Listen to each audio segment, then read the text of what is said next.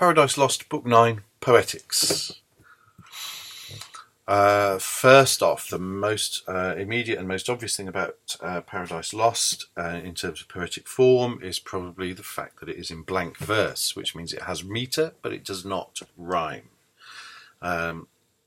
This was unusual and some considered even scandalous at the time, and Milton was frequently questioned about this and taken to task for this, so he ended up writing this preface to try to explain his position, and he wrote, "The measure is English heroic verse without rhyme, as that of Homer in Greek and of Virgil in Latin, rhyme being no necessary adjunct or true ornament of poem or good verse, in longer works especially, but the invention of a barbarous age to set off wretched matter and lame metre."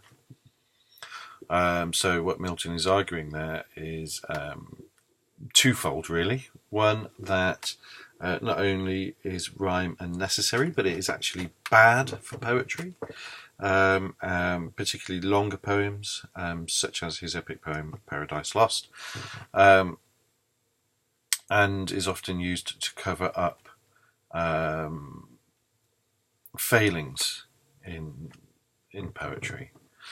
His second point is that he is placing his poem Paradise Lost firmly within the epic tradition, which we can see through the references to Homer and to Virgil, and he's claiming their authority for the lack of rhyme in Paradise Lost. It's the very lack of rhyme in Paradise Lost which is one of the things that places his poem in that tradition, the epic tradition that he wants to claim. Okay, so we've said that Paradise Lost is blank verse, which means it has metre, but it has no rhyme. The metre that it has is arguably, well, it's not arguable at all, but there may be some arguable variation, but it is essentially in iambic pentameter. And iambic pentameter is the most common form of metre for English poetry. Many would argue that it is the classical English metre, or the classic English metre. Some would even argue that it is in some way natural to the rhythms of the English language. I don't believe that it is, but academics still argue about this point. I think it's just a convention, but it is just a very common convention for English poetry since Chaucer, who really popularised it, up to poets like Philip Larkin and contemporary poets like Carol Ann Duffy, whose poetry is formally relatively traditional and conservative, whereas more experimental poets tend to write various forms of free verse, although other kinds of metre may be used as well. But iambic pentameter is what is being used here. It consists of 5 feet per line. Each foot consists of 2 syllables, and the second syllable in each foot is stressed. I have an example here. O earth, how like to heaven, if not preferred more justly, seat worthier of gods, as built with second thoughts, reforming what was old. Lines 99 to 101, Satan speaking about the beauty and the wonders of earth. In this extract, the way I've written it down here, I've separately underlined each foot. And sometimes that means splitting words, like on the third line there, line 101. I've had to split second and reforming. In other cases, the first 2 lines here, 99 and 100, there are times when the syllable count doesn't actually match the metre. So if we look at particular feet, like the third foot on the first line here, which is line 99, to heaven. Obviously, you can hear to heaven has 3 syllables, not 2, and it is the middle syllable that is stressed. And similarly, on the next line, line 100, there are 2 examples of this here. More justly, again 3 syllables, and seat worthier, which is even 4 syllables. And in each of these, the metre is fudged somewhat, so the second syllable remains stressed, but the syllables that come after that are very much unstressed, even even kind of reduced, elided to some extent. Some critics would look at this and try to find ways of making meters fit, perhaps of trying to fit those into a meter. So they might say that there is a different meter being used on different lines. But I would argue that they are all essentially iambic pentameter. And sometimes Milton may have been fudging that slightly in order to make the lines fit and to retain scansion, to retain the essential rhythm of reading. But it may also be a question of pronunciation having changed since the 17th century, which we know it has, and frequently it's changed quite radically, leaving aside all questions of geographical differences in pronunciation. And we ultimately just don't know exactly what has changed in terms of pronunciation and how that might affect something like the way the word worthier fits into that foot, which I've placed it in there. But still, essentially the overall point is ultimately, however much fudging there is, how much variation there is, however much Milton may in fact be quite deliberately playing with meter in various places, the essential meter of Paradise Lost is iambic pentameter. The most traditional and most common form of meter for English language poetry.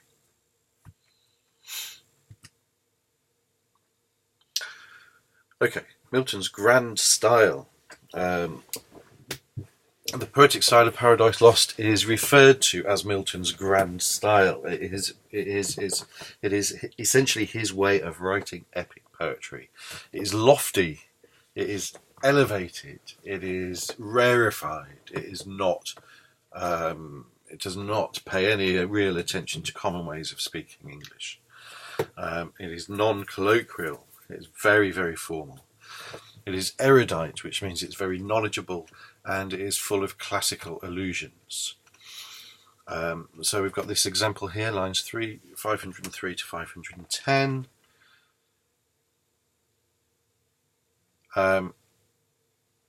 Pleasing was his shape and lovely, never since of serpent kind lovelier, nor those that in Illyria changed Hermione and Cadmus, or the god in Epidaurus, not to which transformed Ammonian Jove, or Capitoline was seen, he with Olympias, this with her who bore Scipio the height of Rome.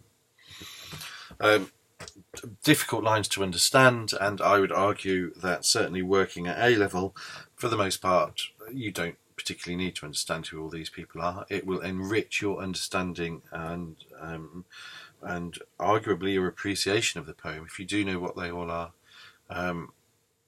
But you don't necessarily have to know what they are. The real point is that they are classical allusions. They are allusions to the traditions of classical literature and classical poetry, myth, legend, all of these kinds of things.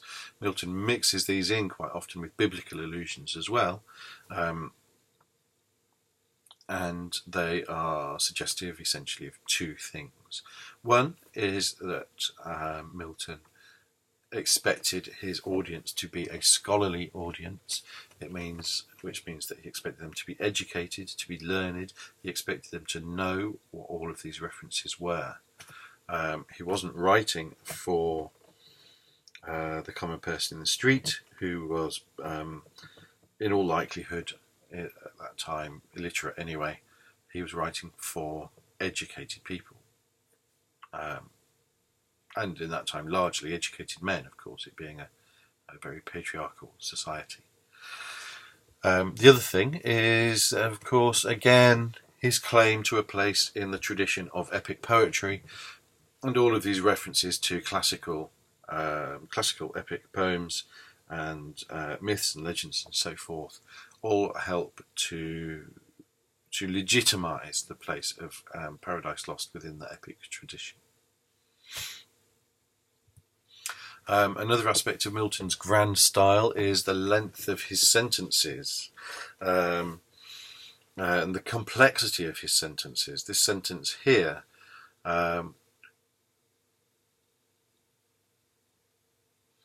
The sentence here is all one sentence. I'm not sure I've got the lines quite right there, 192 to 203, but it's about it's 11 or 12 lines long, and it is all one sentence. Now when as sacred light began to dawn in Eden on the humid flowers that breathed their morning incense, when all things that breathe from the earth's great altar send up silent praise to the Creator, and his nostrils fill with grateful smell, forth came the human pair and joined their vocal worship to the choir of creatures wanting voice. That done, partake the season, prime for sweetest scents and airs, then commune how that day they best may ply their growing work, for much their work outgrew the hand's dispatch of two gardening so wide. This is quite typical of Paradise Lost, as I'm sure you've noticed. These very, very long sentences, multiple clauses, very difficult to really pick out a main clause. It actually changes topic halfway through, or actually about 2/3 of the way through, beginning with a concern with all the creatures coming out in the morning at dawn to praise God, to revel in the beauty and the majesty of the garden and of nature and creation, and give God praise for that, but ending with Adam and Eve talking about gardening.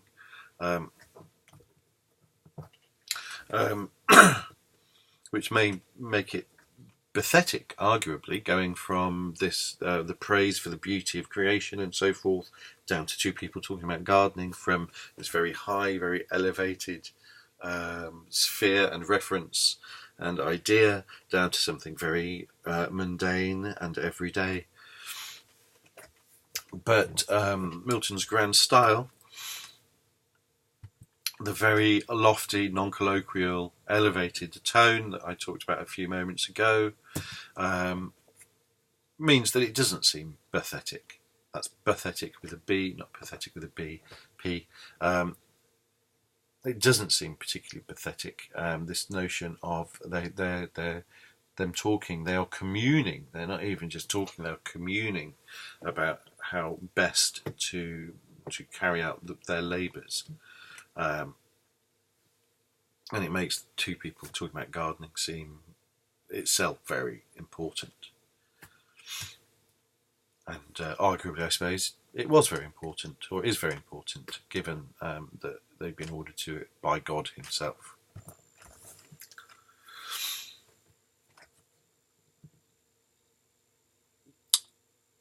Okay, elevated speech. This kind of very elevated style is not simply confined to the narrative.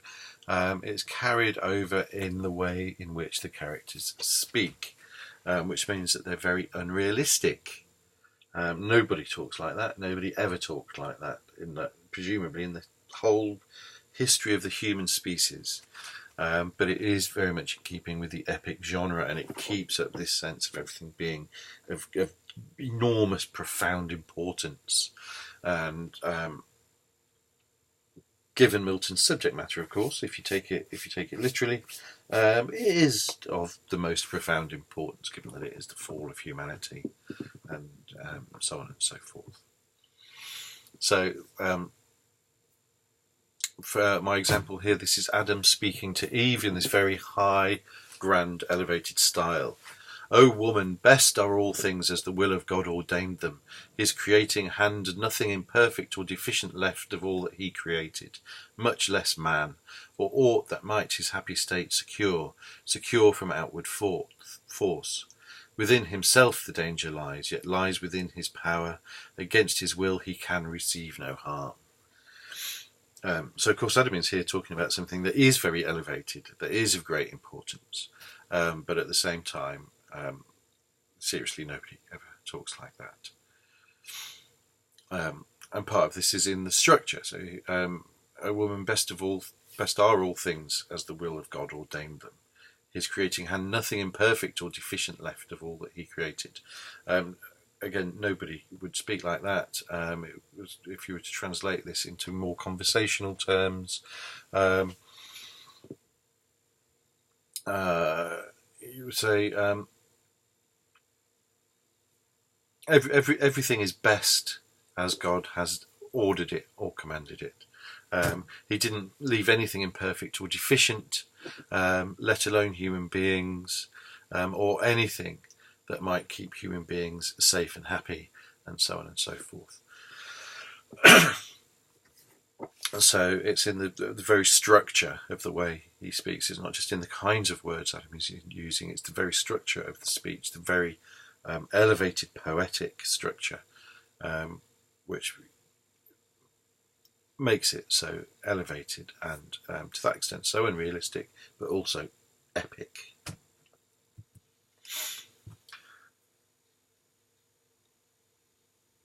Okay, overall, Milton's poetic style and technique are frequently dense and complex, which can lead to difficulties of understanding.